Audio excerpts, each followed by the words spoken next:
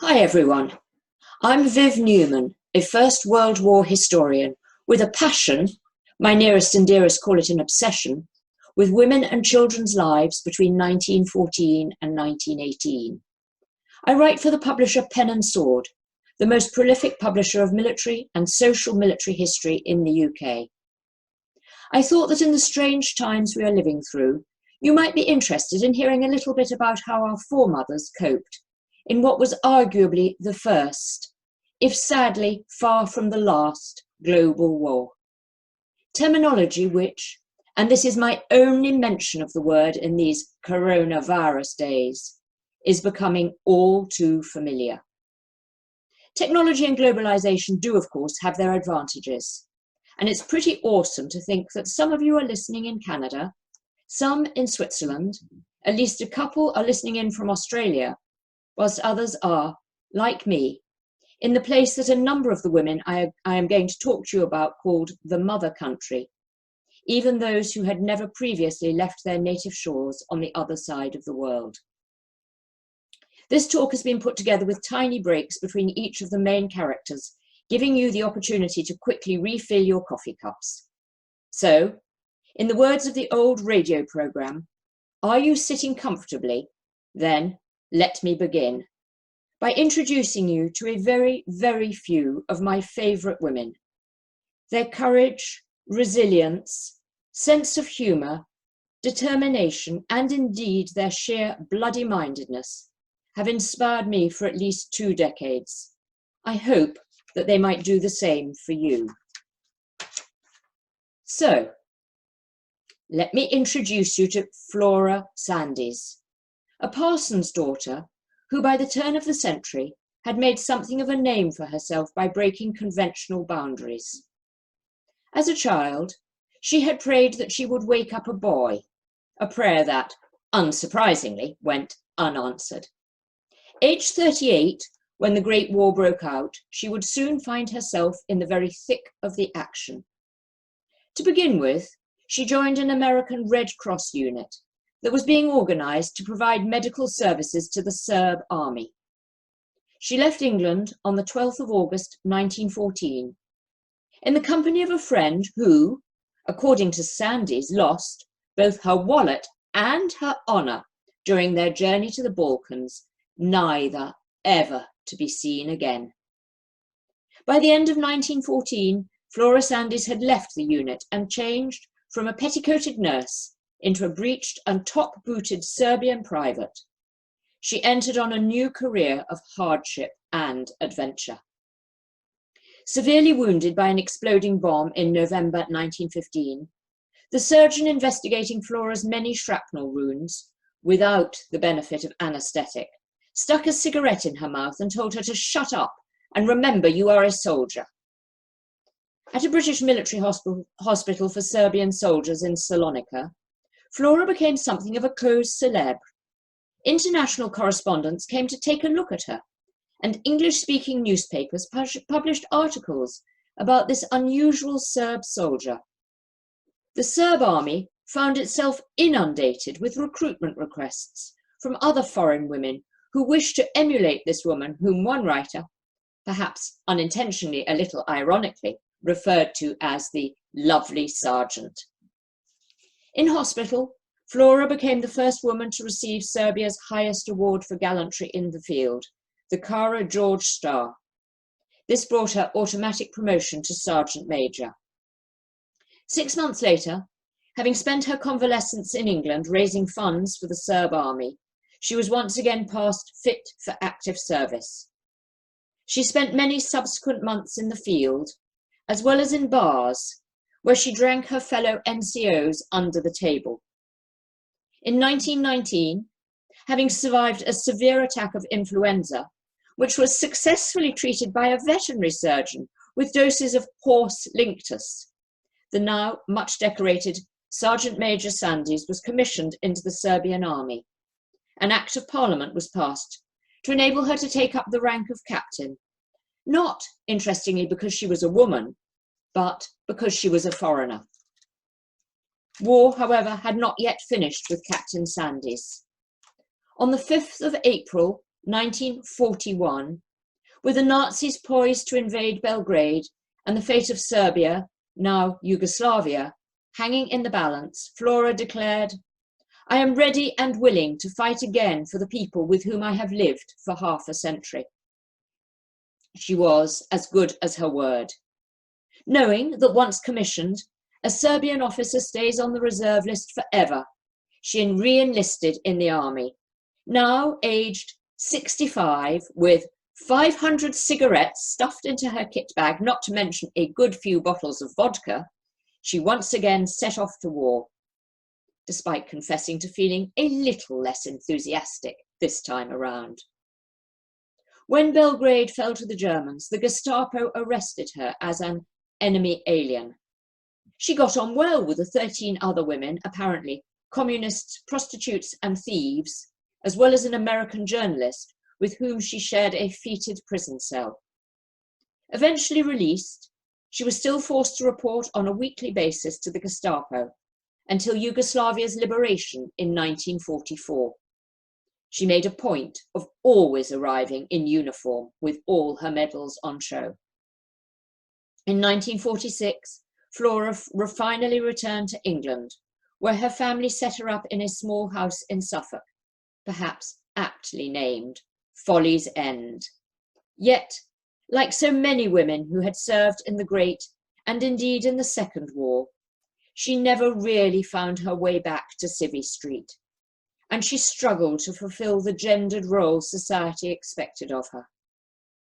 Even in the 1950s, she was haunted by memories of the wild days and wilder nights she spent as a soldier amongst soldiers. She wrote, "Sometimes now, when playing family bridge, the memory of those wild nights comes over me, and I wonder whether it was really me or only something I dreamed. Suddenly, the scented drawing room fades away into the stone walls of a tiny hut. Now I see myself in mud-stained, blood-stained khaki breeches and tunic, and my vanity bag becomes a revolver. Then I remember, I am a woman now, and not a soldier and a man. Also, that Serbian soil is resting lightly on the graves of many of those happy comrades I have been seeing in my dreams." Until late November 1956, long white hair blowing in the wind, Captain Flora Sandys, gold Kara George star with swords, twice mentioned in dispatches, zoomed around the English lanes in a motorized wheelchair, terrorizing horses, cattle, and pedestrians alike. Even as an octogenarian, Flora never lost her taste for speed and excitement.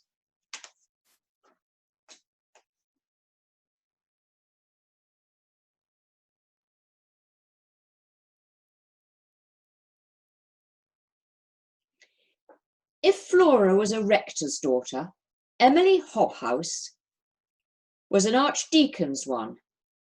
Long before 1914, many people considered her a traitor, for she had almost single-handedly drawn the world's attention to the terrible conditions in the British concentration camps during the early 20th century Boer War. So damning were her reports and the press attention that she had successfully generated that a commission of inquiry was set up. Like so many of these commissions before and since, this ended up as a whitewash. But she had certainly set the cat among the pigeons. Nevertheless, Emily, a mere woman, had made the government take notice of her. It was not a lesson she or they would ever forget. Appalled when the Great War broke out, and drawing on her experiences in South Africa, she acknowledged that the brunt of modern war falls upon non-combatants, particularly upon women and children. Using the International Women's Suffrage Alliance newsletter, of which she was a member, she urged women across all combatant nations to refuse to believe the false tales that even by 1914 were circulating about the enemy. In April 1915, the International Women's Suffrage Alliance proposed a peace congress at The Hague in Holland. 180 British women, including Emily, applied for passports to attend. The British government was determined that no peacettes or crankettes, echoes here of the government-dreaded suffragettes, a term coined by the Daily Mail, as the press quickly dubbed them, should attend. Undeterred and being just a little economical with the truth and citing her reason as ill health, Emily next applied for and received a passport to travel to Italy. But with Italy having recently entered the war on the Allies' side, the British ambassador complained about this pacifist, now a very dirty word, woman to the Foreign Office, who, in these pre-CCTV days, tried to keep tabs on her. Giving them the slip, she went to supposedly neutral Switzerland and, determined to try her hand at peacemaking, sought an audience with German ambassador to Switzerland, Gisbert von Romberg, and persuaded him to arrange a meeting for her in Berlin with none other than the German foreign minister, Gottlieb von Jagow. After the meeting, returning to the UK and believing sincerely that she could act as peace broker, she requested an interview with Foreign Secretary Sir Edward Grey, which was not forthcoming. Questions were asked in Parliament about her peregrinations. One MP reflected most of the country's feelings, asking, "Is there no means of bringing to justice a lady who goes abroad for the purpose of betraying her country?" With the benefit of a century's hindsight, there is little doubt that Emily was driven by humanitarianism, but to the British press, who trumpeted the headlines such as "Whitewashing the Hun," and the establishment, who had never forgiven her for her Boer War report, she was indeed a peace crank, who had only seen what she wanted to see. One unintended consequence of her actions was that in November 1916, a new regulation was added to the lengthy Defence of the Realm Act, known as DORA, which regulated wartime lives and activities. It was henceforth illegal for any British subject to enter into enemy, including enemy-occupied territory, without the express consent of the Secretary of State. In our more cynical age, it is perhaps hard not to feel bemused by Emily Hobhouse's undertakings and her belief that she could end the war. Yet, while countless other women were discussing peace amongst themselves, she was the sole person from any of the warring countries who took matters into her own hands and journeyed to the other side in search of peace. Although she herself would never have put it so crudely, she really had tried to stop the bloody thing.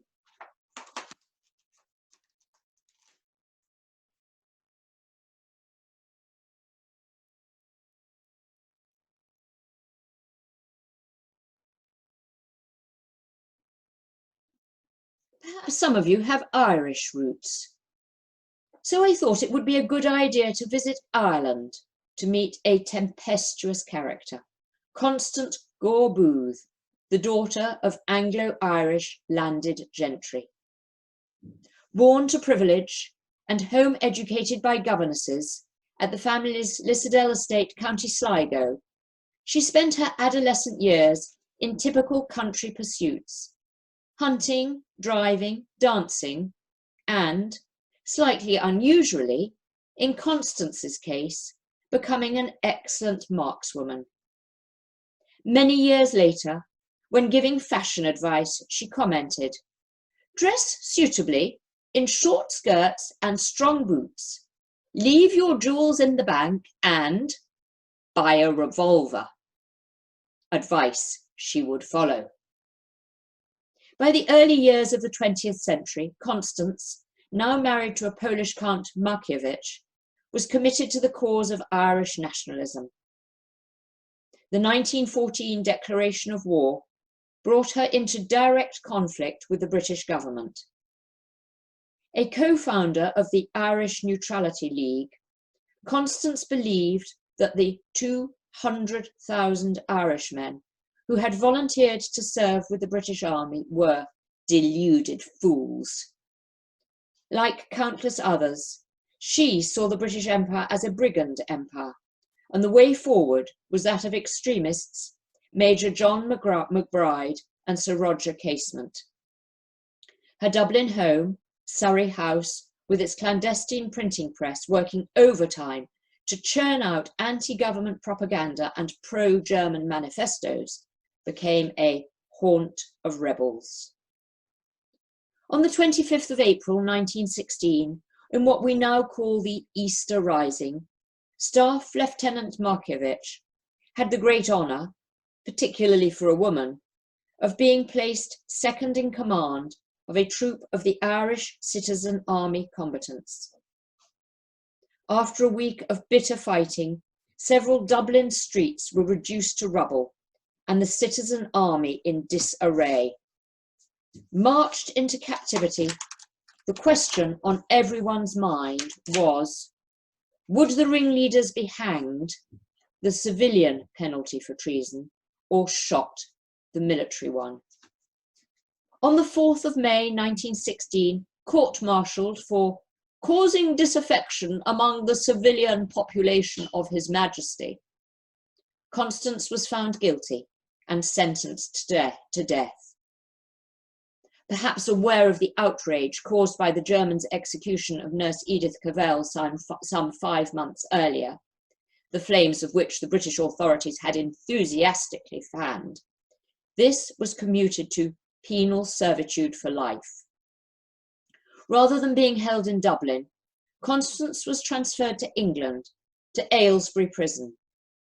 As I can never resist an opportunity to digress into all sorts of areas of women's history, Aylesbury would, in 1920, have another claim to fame.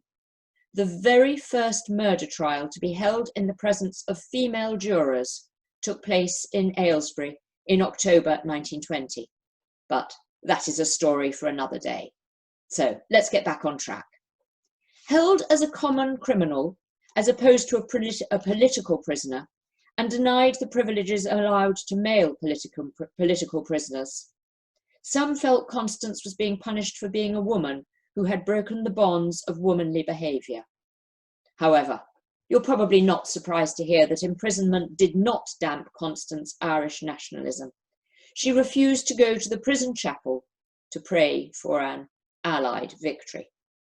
Released in June 1917 as part of the government's attempts at reconciliation with the Irish, by March 1918 she had once again fallen foul of the government and was sent to Holloway Prison in London. A strange honour awaited her. In the December 1918 general election, prisoner Markievicz stood for Dublin's St Patrick Division. The only winner amongst the 19 female candidates who stood for election across the United Kingdom, she was unable to attend the opening of that newly convened House, which included members elected by the 8 million newly enfranchised women. Even had she not been incarcerated, she, like all other Sinn Féiners, would have refused to take her seat, although a clothes peg with her name mutely awaited her arrival. Finally released from prison, she dedicated the remainder of her life and her ever-diminishing financial means to the poor, who still swarmed in every back street in Dublin.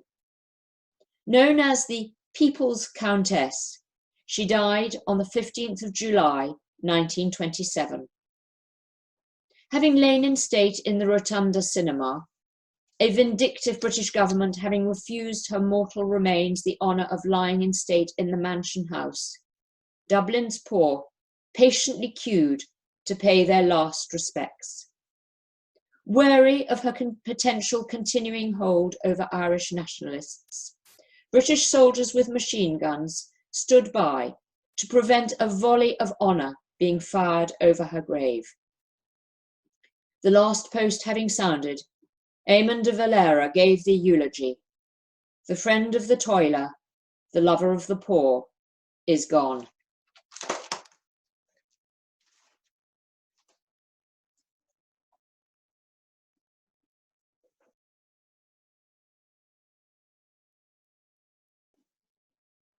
Moving now to Australia, on Friday, August the 14th, 1914, the Sydney Morning Herald reported that, in the 10 days since war has been declared, 150 nurses from the Australian Trained Nurses Association had volunteered their services to the Army Nursing Service, and more names are constantly being given in. These initial 150 volunteers were the vanguard of the 2,562 Australian nurses who served overseas between 1914 and 1919. For these Australian women, active service occurred, as it would do for American and Canadian women. Thousands of miles and a long, arduous sea voyage away from home. Many had never left their native shores and, irrespective of their sense of excitement and duty, they had to confront the likelihood of not seeing loved ones for many months, possibly years. Ardent admiration for their patients, heartfelt belief in the cause, as well as homesickness and a sense of isolation, became their familiar companions, and they rose to the particular challenges facing them with enthusiasm, courage, and dedication. Theirs was an extraordinary physical and emotional journey. Amongst the most colourful of the Australian nurses was 28-year-old Elsie Tranter. Her humorous accounts show that shots were fired at the nurses, not only from the enemy, but also by those in authority, some of whom appear to have been rather petty tyrants. Elsie's diary entries relating to her outward voyage to Europe shows the endless restrictions placed upon nurses, all of whom, remember, were adult women. The first bone of contention was how matrons' attention to uniform detail almost prevented nurses from hanging over the deck, spotting those who had come to bid them a final, emotional farewell as their transport prepared to leave. Elsie wrote in a letter home, "Miss Richardson," she was the matron in charge of the nurses, "inspected us and criticised the hat pins we wore, the angle of our hats, and various other trifles. When all the wrong-coloured hat pins were removed and all the ration hats, as we call our ugly little grey felts, were placed at an angle of 45 degrees. We were ever so eager to rush on deck. The last bell sounded, up came the gangway. Goodbyes were called out and we pulled away from the pier. When the last streamer broke, such a funny lump came in my throat, and I began to think that I was not a very brave soldier after all. But tears had to be brushed aside, so that we could watch and wave till it was impossible any longer to distinguish anyone on the pier." Elsie served both in the UK and in France.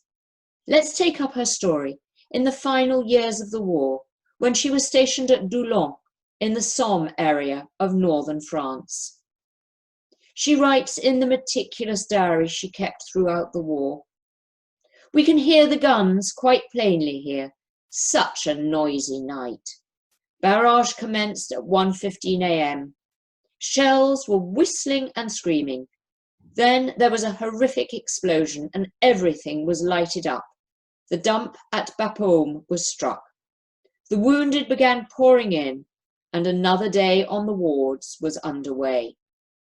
Although the Anglophone press eulogized nurses' steadfastness, Elsie is more cynical, or perhaps more realistic, daring to admit to both fear and the need for a good dose of Australian mateship. Being with others made us feel safer. You can't face these things alone, but with a pal beside you, you feel strong to face danger. If alone in your hut, you live every moment in dread until the bombing is over.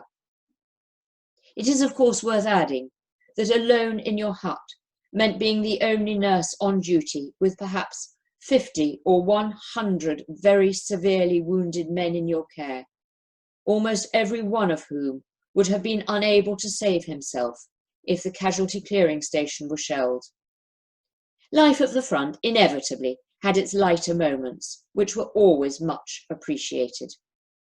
Desperate to get her long and indeed filthy hair washed, and having been given a few precious hours off duty, Elsie walked into what remained of the town of Camier. To her dismay, all the hairdressers seemed to have left town. However, I saw a little shop with all manner of toilet requisites in the window, and Madame, who looked as if she couldn't say non, standing at the door. I made my request in the best French I could command. Soon, there is another problem: drying my hair. Madame became greatly distressed. Oh la la! Then she was struck with a brilliant idea. Opening the oven door and placing a cushion on the floor in front of it, she bade me sit down and put my head in the oven. A novel way, no doubt, but it answered the purpose. I'm sure you will be very relieved to know that Elsie survived having her head in a gas oven, returning to Australia in August 1916, 5 years after she had left. On her return, she married an Australian soldier whom she had met in France, and intriguingly, whom she never mentions in her diary, which she kept from 1914 to 1919.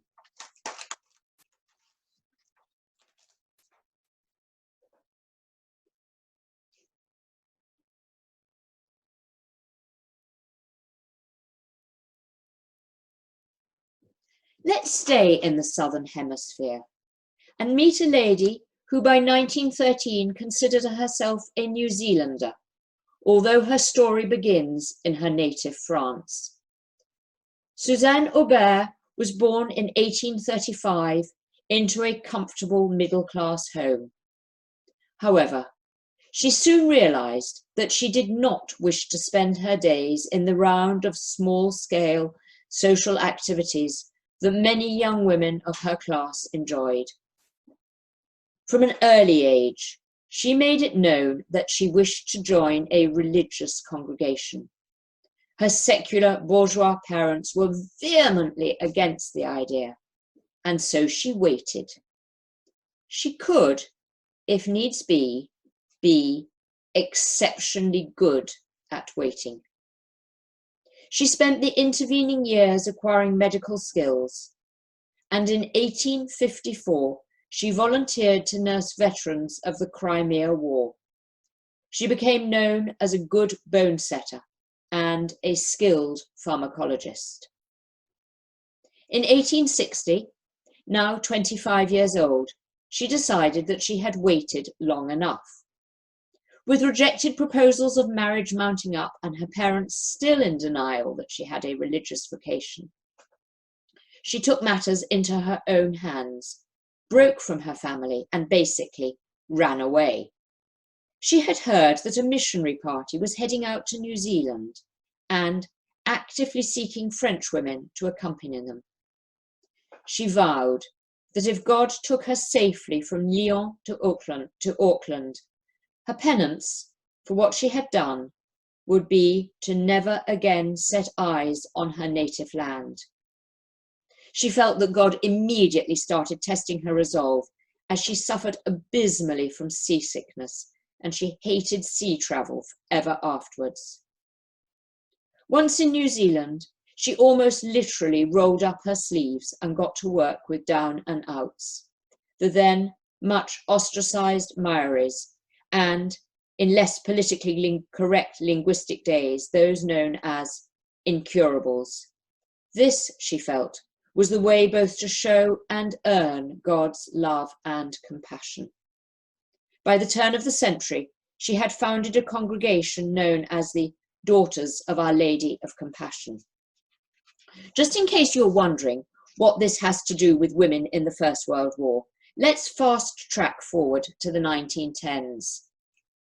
Sadly, all was not plain sailing for this religious order, and Suzanne, by now a fiercely independent Mother Superior, had fallen spectacularly foul of the local church hierarchy on more than one occasion. She was not someone who did things by half measures, no polite disagreements for her. She felt that the way to God's grace was working with society's outcasts. The local bishop, and indeed the Archbishop of Auckland, both favoured prayer. Nor did they approve of her trudging round the streets of Wellington with newspapers stuffed into her dilapidated boots. This was taking the vow of poverty too far. Things reached a head in June 1913. The worthy bishops threatened to demote her as Mother Superior and place her order under their direct control. She realised that this would lead to a lot less compassion and a lot more obedience, the latter, despite her vows, not being one of her virtues. She decided she would take her case to Rome. She would negotiate with the Holy Father, Pope Pius X, face to face. Not expecting to be away for long, she cut her luggage down to the minimum. She packed an old habit, a whole habit, 12 collars, 4 caps, and 4 pairs of red stockings.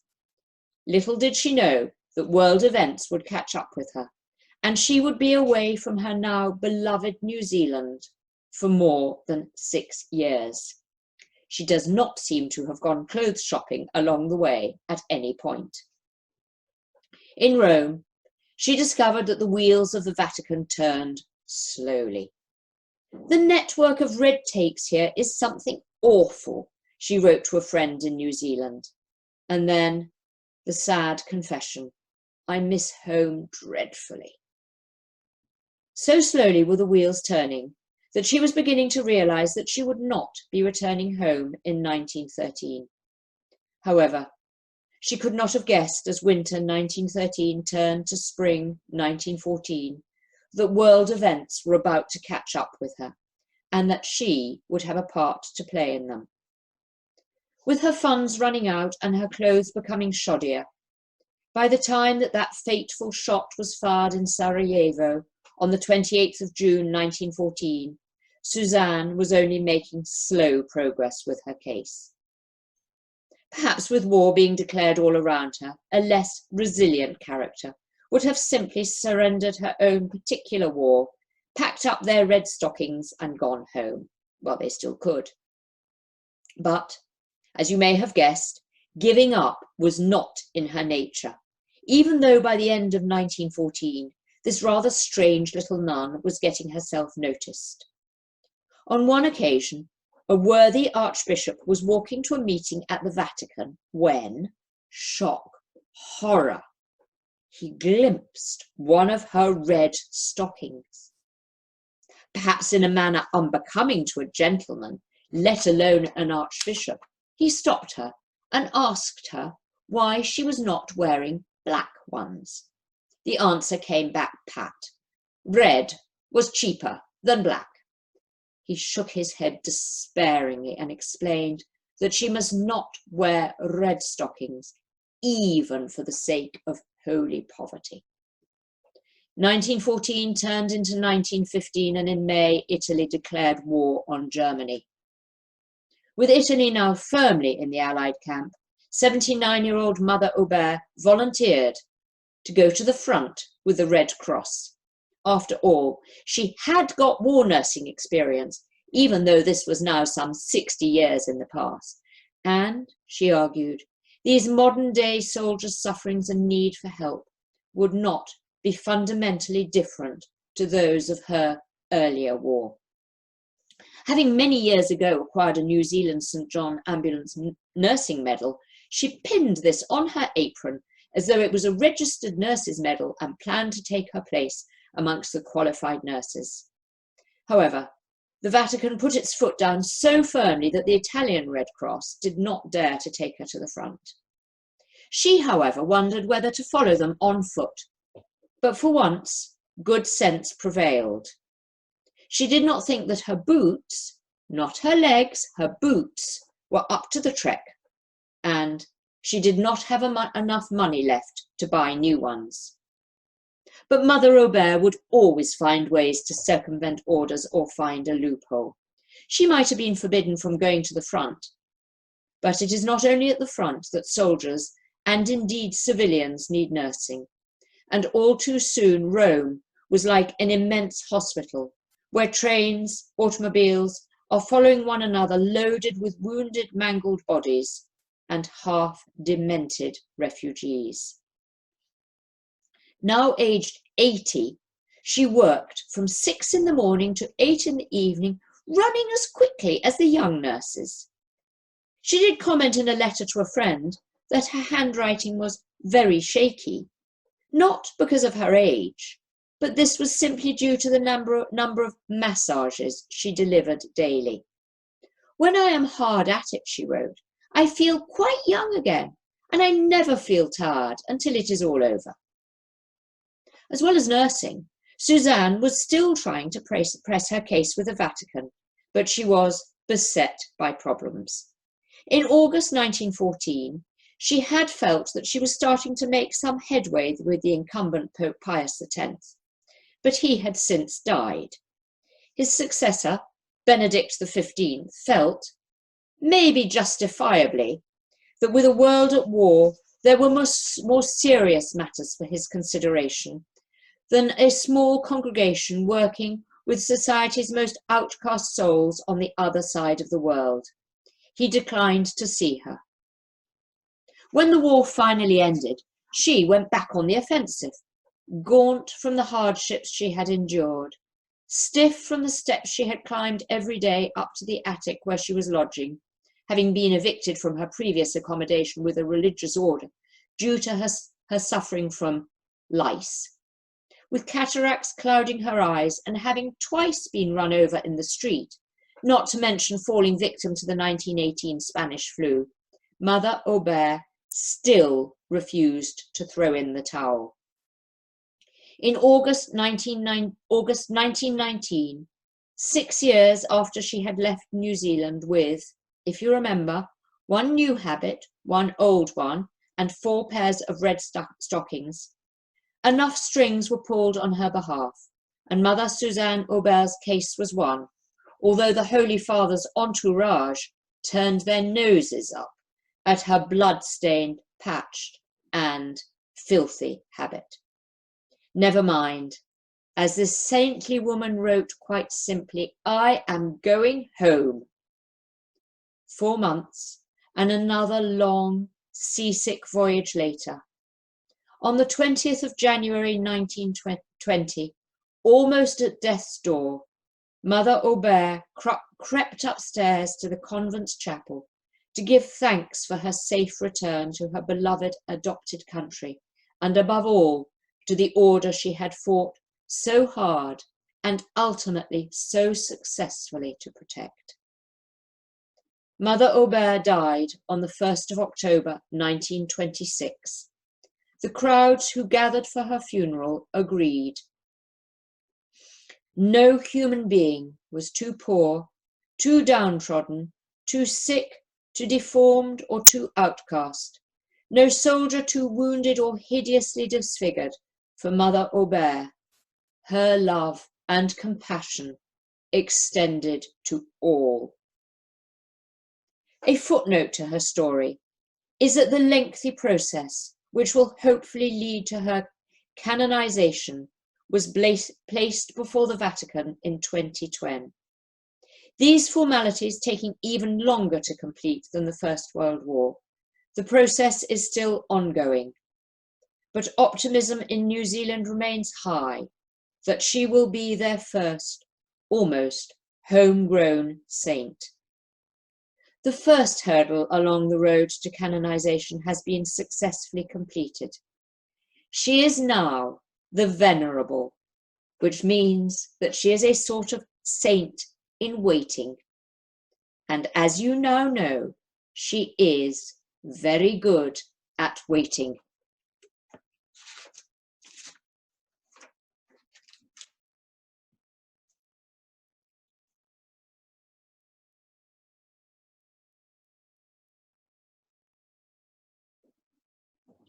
Let's now cross the Atlantic Ocean in the spring of 1917. Like countless American women, when their country entered the war in 1917, Dorothea and Gladys Cromwell volunteered for service with the American Red Cross.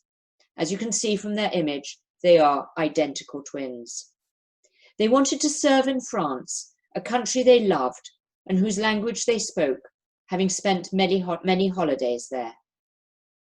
In spring 1918, Gladys and Dorothea were sent to Chalon-sur-Marne in France.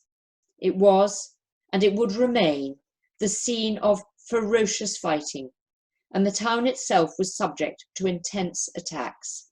In one night, 54 civilians were killed when 32 shells struck the town. Troops marched through the town on their way to the front, often returning within days with wounds that were so horrific that they defied description. Canteen staff, like Dorothea and Gladys, worked round the clock, trying to provide refreshments and a few moments' respite to those departing for and those returning from the trenches. When not serving in the canteens, the twins were on duty in the medical tents. They saw soldiers with grotesque wounds, as well as civilians who had been maimed in the bombings. The average working day was 18 hours, which often increased to 22. By September 19, they had barely had a day off since their arrival in France in February 1918, and the intensity of the fighting around their area was increasing. As both sides launched machine gun fire, poison gas bombs, or rained shrapnel down on the other side, ambulances brought back an unending stream of maimed, gassed, maddened, and disfigured soldiers. Although friends noted that Gladys and Dorothea were showing signs of strain from the unending nightmare of suffering and horror, they seemed to have successfully hid the depths of their trauma, and any changes in their behaviour went undetected. There was simply too much to do for anyone to pay any attention. When the bells rang out the armistice, it did not, of course, ring out time for either the wounded or the volunteer workers, many of whom, like the Cromwell twins, did not wish to walk away from the overwhelming needs of the soldiers in the hospitals, the wounded and homeless civilians, not to mention the orphaned, displaced children. Eventually, in 1919, their brother, a 3-time president of the New York Stock Exchange, decided that it was high time his sisters returned home. So, on the 19th of January 1919, Gladys and Dorothea boarded SS La Lorraine. The Red Cross official on board noted their strange behaviour and assigned 2 Red Cross workers to keep an eye on them. The commissioner of the American Women's Hospital in France went to their cabin and found them nervous and exhausted, and noticed that probably Dorothea was writing letters and tearing them up, behaviour which continued through the next day. At 7 in the evening, when the other passengers went in to dinner, 2 figures were noticed walking arm in arm on deck, excitedly exchanging words, and they then embraced. Then, with little hesitation, one of them climbed the rail and disappeared into the darkness. The second woman followed closely behind. The ship's alarm sounded. The captain attempted to slow the 11,000-ton passenger liner so he could turn it before it reached the channel of the Gironde River. A hopeless task which took 15 minutes.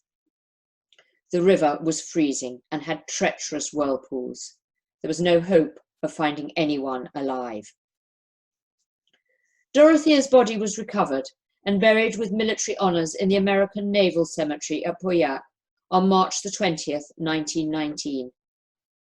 2 days later, Gladys, whose body had surfaced elsewhere, was buried in the La Rochelle Communal Cemetery in Saint-Éloi, also with full military honours. Why they were initially separated, I have never managed to find out, although in 1921 they were reunited, and they now lie side by side at Suresnes American Cemetery near Paris. Just two of the many hundreds of women from around the world who believed that they too had a part to play in wartime, and when their country called, did not fail to answer.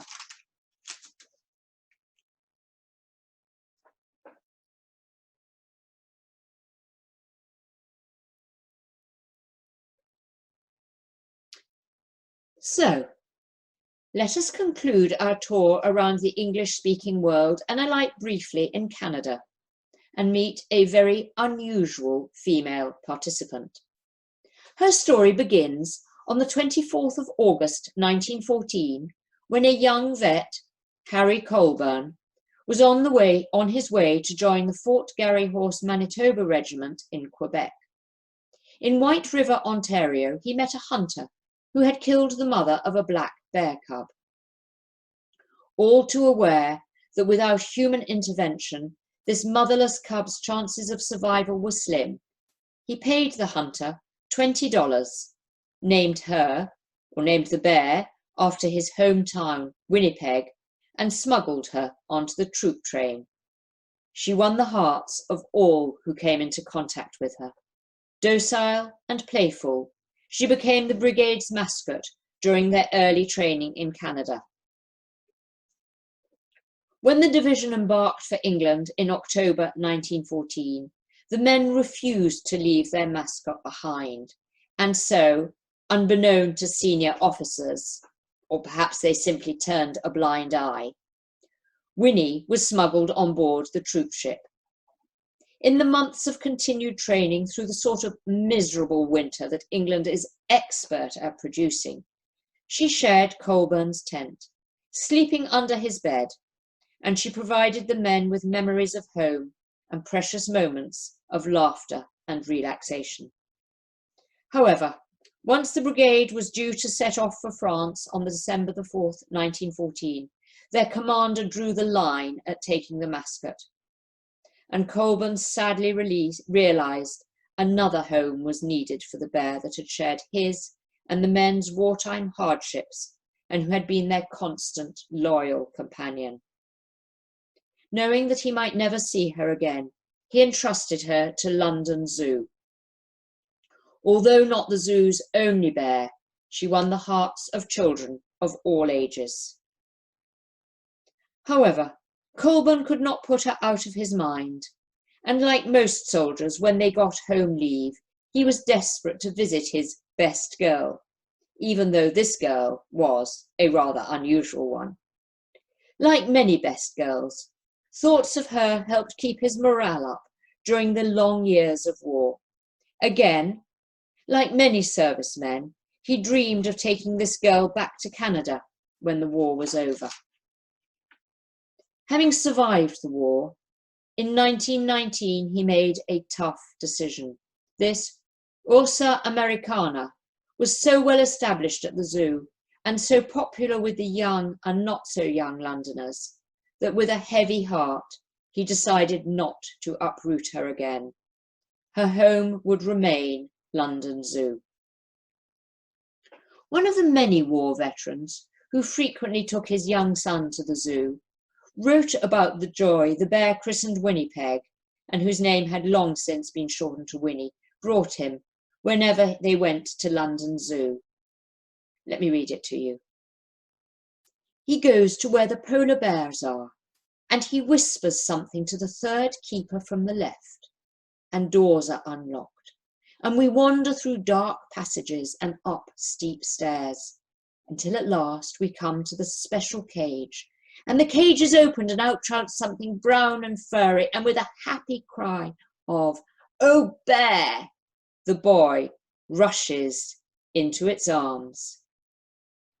The orphan Canadian she-cub, who a century ago gave joy to so many of her serving countrymen when they started their long, all too often one-way journey to a distant war, was now about to set out on her own path to immortality.